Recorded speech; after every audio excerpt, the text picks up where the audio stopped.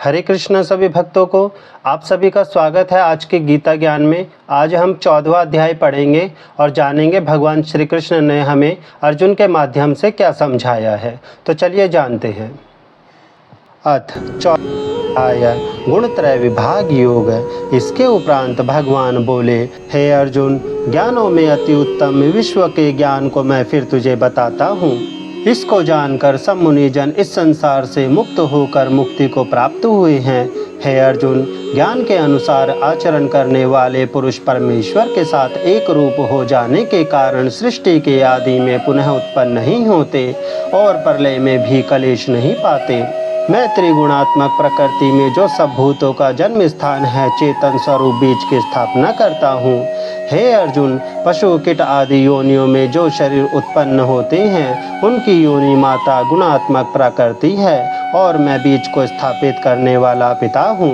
प्रकृति के 3 गुण है, सत्व, रज और तम। ये इस क्षेत्र में क्षेत्रज्ञ जीव को बांधे रहते हैं। इन तीनों गुणों में से सत्व गुण निर्मल है। यह सुख और ज्ञान की आसक्ति से जीवात्मा को बांधता है। रजोगुण कामना और आसक्ति से उत्पन्न होता है। यह जीव को कर्म एवं कर्मफल की आसक्ति से बांधता है। तमोगुण अज्ञान से उत्पन्न होता है और शरीर को मोहने वाला है। यह जीवात्मा को प्रमाद, व्यर्थ चेष्टा, आलस्य और निंद्रा द्वारा शरीर में बांधे रखता है। इस प्रकार सत्व सुख में लगाता है, रज कर्म में प्रवृत्त करता है और तमोगुण ज्ञान को ढककर प्रमाद में लगाता है। हे अर्जुन, जब इस देह में अंतःकरण और इंद्रियों में चेतना और बोध शक्ति जागृत होती है, तब सत्व गुण बड़ा समझना चाहिए। तब रज बढ़ता है तो लोभ, चेष्टा, कर्मों की स्वार्थ बुद्धि और विषयों के प्रति लालसा बढ़ती है। हे कुरुपुत्र, तमोगुण के बढ़ने पर शरीर में चेतना का अभाव, कर्म करने की प्रवृत्ति का ना होना, व्यर्थ चेष्टा और निंद्रा आदि मोह उत्पन्न होते हैं। सत्व गुण की अत्यंत बुद्धि के समय मरने वाला जीव ब्रह्मवेताओं के वंश में उत्पन्न होता है। इसी प्रकार रजोगुण की वृद्धि के समय मरने वाला जीव कर्मनिष्ठों का जन्म पाता है और तमोगुण के बढ़ने पर मरने वाला कीट, पशु आदि मूढ़ योनियों में उत्पन्न होता है। हे अर्जुन, सात्विक निष्काम कर्म का फल सुख, ज्ञान आदि है। राजस कर्म का फल दुख और तामस का फल अज्ञान कहा गया है। सत्व से पान, रज से लोभ और तमोगुण से प्रमाद, मोह और अज्ञान उत्पन्न होते हैं। सात्विक कर्म करने वाले उच्च अवस्था को प्राप्त होते हैं। रजोगुण वाले मध्य में उत्पन्न होते हैं, ना उच्च अवस्था को प्राप्त होते हैं ना अधोगति को। तामस पुरुष निरंतर अधोगति को प्राप्त होते हैं। हे अर्जुन, जब दृष्टता तीनों गुणों से भिन्न किसी और का कर्ता अनुभव नहीं करता, गुण ही गुण में वर्तते हैं। यह त्रिगुणमयी प्रकृति से उत्पन्न अंतःकरण सहित इंद्रियां अपने विषयों में विचरती ऐसा अनुभव करती है और तीनों गुणों से विभिन्न परमात्मा को तत्व से जान लेता है। वह मुझ में लीन हो जाता है।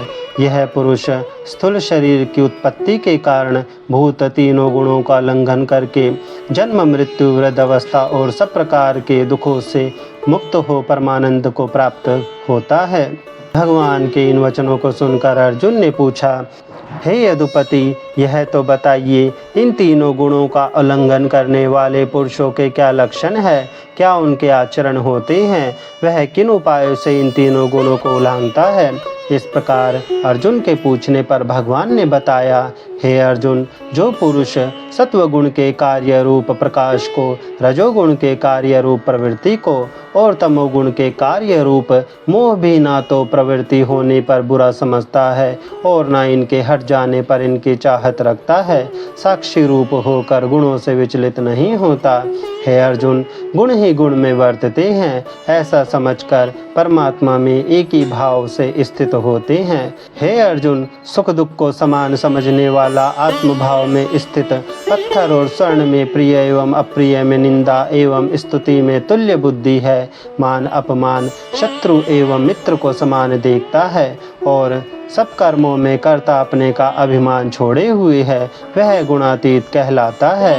हे अर्जुन, ब्रह्म, अमृत, अव्यय, शाश्वत, धर्म और एकांत सुख ये परमात्मा के नाम है।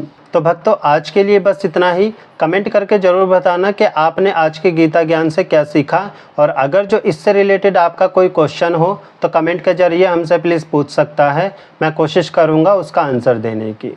हरे कृष्णा।